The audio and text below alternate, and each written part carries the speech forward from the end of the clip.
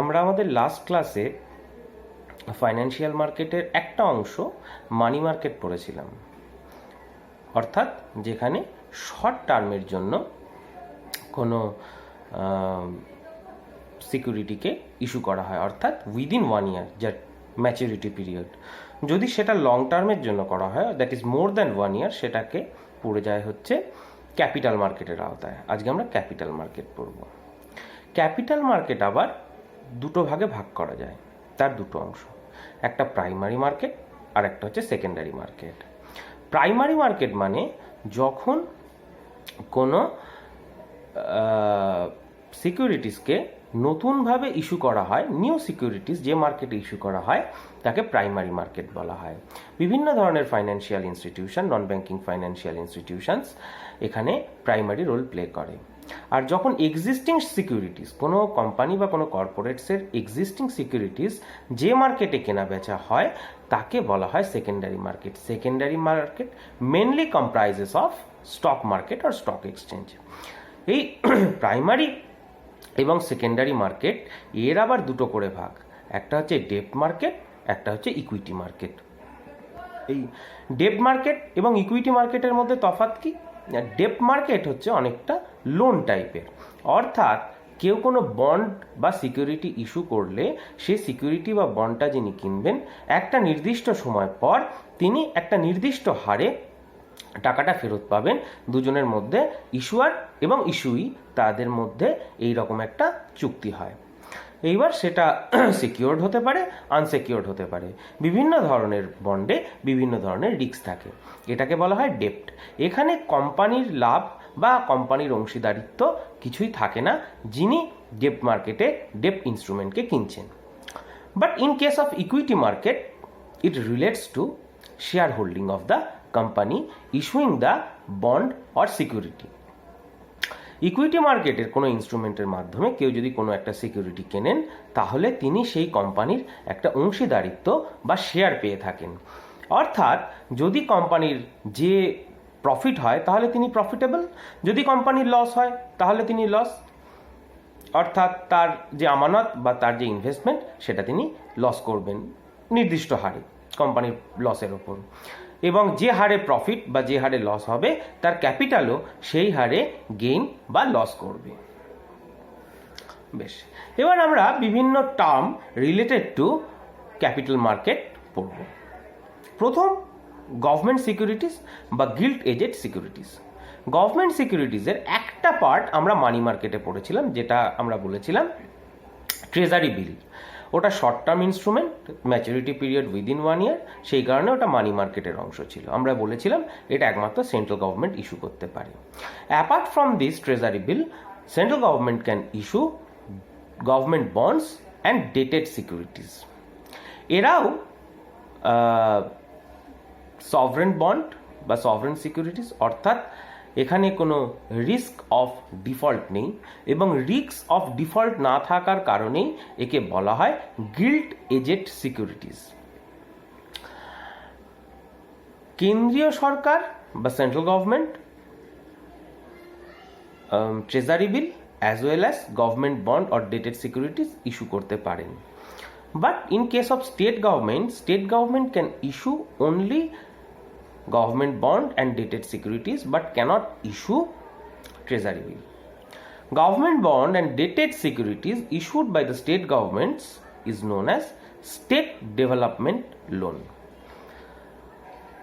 A state development loan বা government bond of state governments এই ইনস্ট্রুমেন্টটাও sovereign, এবং বিভিন্ন ব্যাংক, আমরা ব্যাংকিং সেক্টর যখন পড়েছিলাম আমরা দেখেছিলাম যে তাদেরকে একটা এসএলআর কোটা ফুলফিল করতে হয়, স্ট্যাটুটরি লিকুইডিটি রেশিও, যার মধ্যে একটা বড় অংশ হচ্ছে এই গভর্নমেন্ট সিকিউরিটিস। এই স্টেট ডেভেলপমেন্ট লোন বা স্টেট বন্ডস এগুলোও কিন্তু কোয়ালিফাইড অ্যাজ এসএলআর ইনস্ট্রুমেন্ট, অর্থাৎ স্টেট ডেভেলপমেন্ট লোনকে বা এই বন্ড পেপারকে সিকিউরিটি হিসাবে এসএলআর ফুলফিল করার জন্য ব্যাঙ্কগুলো রাখতে পারে, এবং এই ইনস্ট্রুমেন্ট ইউজ করে স্টেট গভর্নমেন্ট বিভিন্ন কমার্শিয়াল ব্যাংকের থেকে লোন নিয়ে থাকে।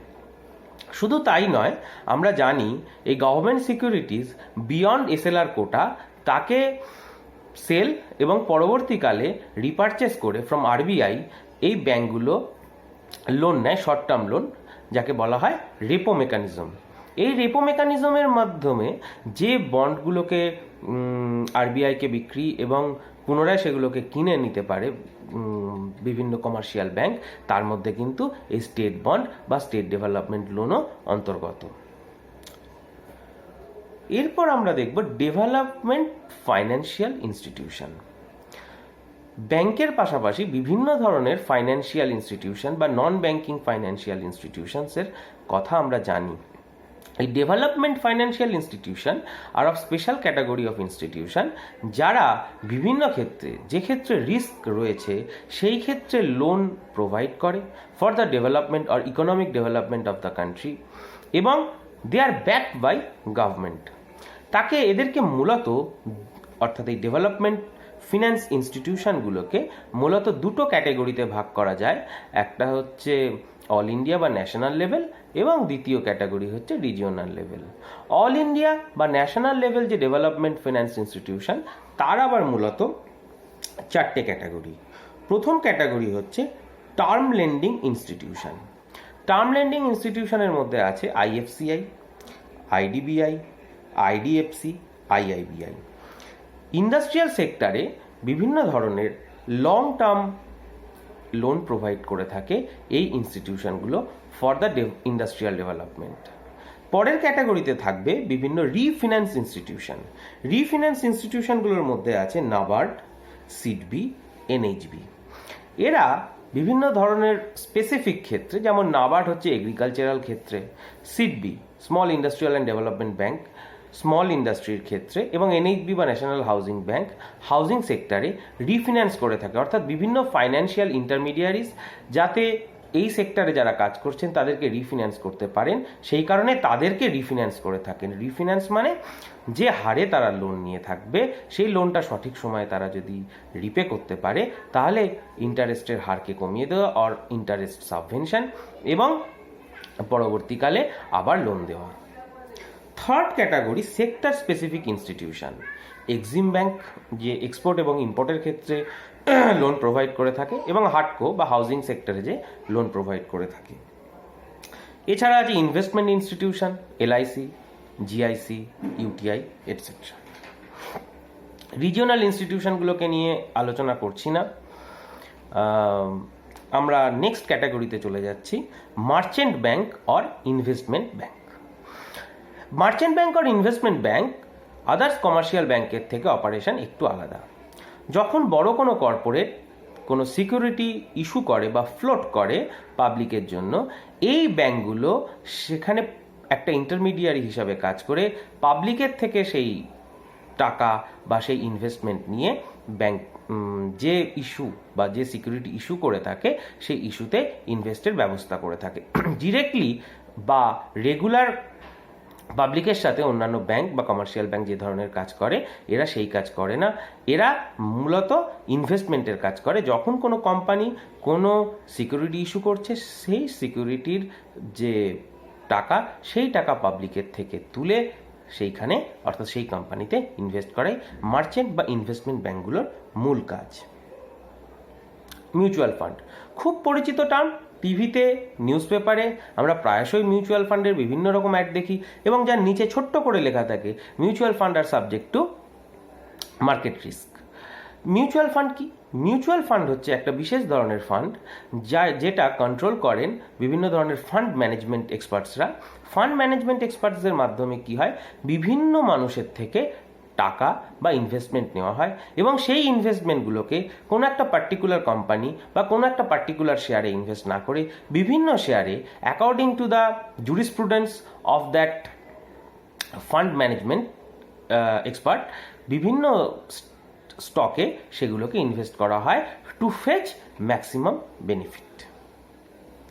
একটা সময়, আজ থেকে কয়েক দশক আগে, মিউচুয়াল ফান্ডের সমার্থক ছিল হচ্ছে ইউটিআই নামক একটা সংস্থা, ইউনিট ট্রাস্ট অফ ইন্ডিয়া। বর্তমানে বহু সংস্থা এই মিউচুয়াল ফান্ডের ব্যবসা করে থাকে। Hedge fund. হেজ ফান্ডও একটা বিশেষ ধরনের মিউচুয়াল ফান্ড, যেখানে কোথা থেকে টাকা নেওয়া হবে, কোথায় টাকা আমানত করা হবে বা ইনভেস্ট করা হবে সেই ব্যাপারে সঠিক তথ্য অনেকটাই লুকানো হয়, সেই কারণে এটাকে হেজ ফান্ড বলা হয় এবং এর ওপর সেবির অনেক রকম নিষেধাজ্ঞা আছে। Next, venture capital and Angel investor. এই ভেঞ্চার ক্যাপিটালের সাথেও আমরা বেশ খানিকটা পরিচিত। কোনো একটা কোম্পানি যখন নতুন ব্যবসা করছে, যার প্রফিট মেকিং পসিবিলিটি আছে, সে তার সব ধরনের ইনভেস্টার হয়তো পেতে পারে না, যেহেতু সে নতুন ব্যবসা করছে, একটা স্টার্ট আপ কোম্পানি, তখন it can take resource from this venture capital. Venture ক্যাপিটালের মাধ্যমে সেই সংস্থাগুলো তাদের ইনভেস্টমেন্ট পেয়ে থাকে। যখন কোম্পানিটা চিন্তাভাবনার পর্যায়ে অর্থাৎ কাজ শুরু করেনি, তখন ভেঞ্চার ক্যাপিটালটাকে বলা হয় সিড ক্যাপিটাল। যখন কাজ শুরু করছে, ব্যবসার পথে এগোচ্ছে, তখন সেটাকে বলা হয় স্টার্ট আপ ক্যাপিটাল। এবং যখন কোম্পানি এক্সপ্যান্ড করছে, প্রফিট মেকিং শুরু করে দিয়েছে, আবার নতুন করে কোম্পানির পরিধি বাড়ছে, তখন সেটাকে বলা হয় ব্রিজিং ক্যাপিটাল বা ব্রিজ ক্যাপিটাল। এর সাথে অ্যাঞ্জেল ইনভেস্টারের তফাৎ কি? অ্যাঞ্জেল ইনভেস্টারও স্টার্ট আপদের ক্ষেত্রেই ইনভেস্ট করেন, কিন্তু অ্যাঞ্জেল ইনভেস্টার হচ্ছে যে কোম্পানি এখনো ব্যবসা শুরু করেনি তার ক্ষেত্রেও ইনভেস্ট করে থাকে। এবং ভেঞ্চার ক্যাপিটালে কি হয়, বিভিন্ন আমানতকারীদের থেকে নিয়ে ইনভেস্টমেন্ট নিয়ে একটা স্টার্ট আপের ইনভেস্ট করা হয়, কিন্তু যে স্টার্ট আপ এখনো কাজ শুরু করেনি তার ক্ষেত্রে অ্যাঞ্জেল ইনভেস্টাররা নিজের টাকায় ইনভেস্ট করে থাকেন। এটাই ভেঞ্চার ক্যাপিটাল এবং অ্যাঞ্জেল ইনভেস্টারের মধ্যে তফাৎ। Private equity. প্রাইভেট ইকুইটি অর্থাৎ ইকুইটি তো আমরা প্রথমেই বললাম ডেপ্ট এবং ইকুইটির তফাৎ। স্টক মার্কেটে সেটাকে সাধারণত ইকুইটিকে ফ্লোট করানো হয় বা ইস্যু করা হয়, কিন্তু যদি কোনো কোম্পানি তার ইকুইটিকে পাবলিকলি ট্রেড করতে না চান, তখন তিনি স্টক মার্কেটে এটাকে ফ্লোট করাবেন না বা ইস্যু করবেন না। তিনি কোনো একটা সংস্থার মাধ্যমে এটাকে প্রাইভেটলি ইস্যু করবেন, যাতে একটি নির্দিষ্ট সংখ্যক একটি বিশেষ ক্যাটাগরির ইনভেস্টাররাই এখানে ইনভেস্ট করতে পারেন। তখন সেটাকে বলা হয় প্রাইভেট ইকুইটি এবং একটা নির্দিষ্ট সময় পর্যন্ত হয়তো সেটা প্রাইভেটলি ফ্লোট করানো হবে। তারপর একটা সময় পর সেটা প্রাইভেট ইকুইটিটা পাবলিক ইকুইটিতে কনভার্ট হতে পারে এবং তখন সেটাকে স্টক এক্সচেঞ্জে ফ্লোট করানো হয়। চিট ফান্ড শব্দটার সাথে আমরা খুব পরিচিত। সারদা স্ক্যাম হয়েছিল 2012 সালে। তার পর থেকে আমরা আরও বেশি পরিচিত হয়ে গিয়েছি এবং সারদার সাথে চিটফান্ড নামটা অনেকটা সমার্থক হয়ে গিয়েছে। যদিও এখানে খেয়াল রাখতে হবে, সারদা কিন্তু টেকনিক্যালি চিটফান্ড ছিল না, দ্যাট ওয়াজ আ পঞ্জি স্কিম। এই পঞ্জি স্কিম বা পিরামিড স্কিম, চিটফান্ড, এগুলো কিন্তু আলাদা আলাদা। চিটফান্ড হচ্ছে যখন কিছু ইন্ডিভিজুয়ালস একসাথে মিলে ঠিক করেন যে তারা স্মল, চিট কথার অর্থ হচ্ছে স্মল বা ছোট, তারা অল্প অল্প করে ইনভেস্ট করবেন এবং একটি নির্দিষ্ট পদ্ধতিতে তাদের ব্যবসাটা চালাবেন, তখন সেটাকে বলা হয় চিটফান্ড। সেন্ট্রাল গভর্নমেন্টের চিটফান্ড অ্যাক্ট আছে, বিভিন্ন রাজ্যেরও আলাদা আলাদা চিটফান্ড অ্যাক্ট আছে। এই নিয়মের মাধ্যমে চিটফান্ডগুলো চালিত হয়। External commercial borrowing. বিভিন্ন Indian corporates, public sector undertakings যখন দেশের বাইরে থেকে বিভিন্ন ধরনের financial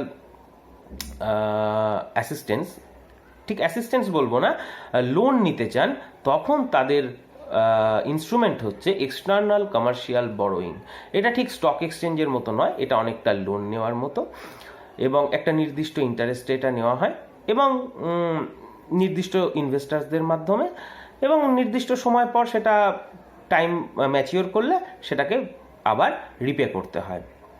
external commercial borrowing use করতে পারেন হচ্ছে কর্পোরেটস এবং পাবলিক সেক্টর আন্ডারটেকিংসগুলো, এবং এর ক্ষেত্রে কিছু লিমিটেশনস আছে। সেটা হচ্ছে এই যে ইনভেস্টমেন্টটা নেওয়া হলো বা লোনটা নেওয়া হলো, সেটা কিন্তু স্টক মার্কেটে বা রিয়েল এস্টেট স্পেকুলেশনের ক্ষেত্রে ব্যবহার করা যায় না। Credit default swap. আমরা বলেছিলাম যে ডেপ্ট মার্কেট বা বিভিন্ন বন্ড, সেটা সিকিউরড হতে পারে, আনসিকিউরড হতে পারে। যিনি ইনভেস্ট করছেন বন্ডে, তিনি মনে সংশয় থাকতে পারে যে আমি টাকাটা ফেরত পাবো কি পাবো না, এটা তো অতটা সিকিউরড নয়। গভর্নমেন্ট বন্ড যদি না হয়, তার সিকিউরিটি লেভেল খুব হাই নাও হতে পারে, অনেক সময়ই হয় না। সেক্ষেত্রে যিনি ইনভেস্ট করছেন তার সিকিউরিটির জন্য যিনি ইস্যু করছেন, তিনি চাইলে একটা থার্ড পার্টিকে দিয়ে সেক্ষেত্রে একটা ইন্স্যুরেন্স করিয়ে রাখতে পারেন, যাতে তিনি ডিফল্টার হলেও যিনি ইস্যু করছেন, ইস্যুই যাতে টাকাটা পেয়ে যান, এবং তখন তিনি ডিফল্টার হলে সেই থার্ড পার্টি যিনি ইন্স্যুরেন্স করছেন তিনি এই অ্যামাউন্টটা পে করবেন। এই পদ্ধতিকে বলা হয় credit default swap.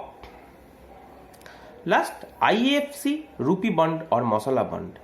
International investor, সাধারণত ইন্টারন্যাশনাল ইনভেস্টমেন্ট হয় হচ্ছে ডলারের ডিনোমিনেশনে বা রিজার্ভ কারেন্সির ডিনোমিনেশনে, কিন্তু 2013 সালে ইন্টারন্যাশনাল ফিন্যান্স কর্পোরেশন এই রুপি বন্ডকে অনুমোদন দেন, অফশোর বন্ড, যেটা ইন্ডিয়ান কারেন্সির ডিনোমিনেশনে আন্তর্জাতিক বা ইন্টারন্যাশনাল ইনভেস্টাররা ইন্টারন্যাশনাল স্টক মার্কেট থেকে কেনাবেচা করতে পারবেন। ফলে ভারতীয় যারা বিজনেসম্যান বা বিভিন্ন কর্পোরেটস তাদের পক্ষে সুবিধা, এবং এক্ষেত্রে টাকার চাহিদাও বেশ খানিকটা বাড়ার সম্ভাবনা থাকে, যেহেতু যে ইন্ডিয়ান কারেন্সির ডেপ্রিসিয়েশন তার রিস্কটা যিনি ইনভেস্টার তিনিই বহন করছেন। এবং এর আরেকটা নাম হচ্ছে মাসালা বন্ড। ঠিক আছে, তো এই হচ্ছে ওভারঅল একটা idea about capital market. Next ক্লাসে আমরা পড়ব stock exchange. Okay, thanks for watching.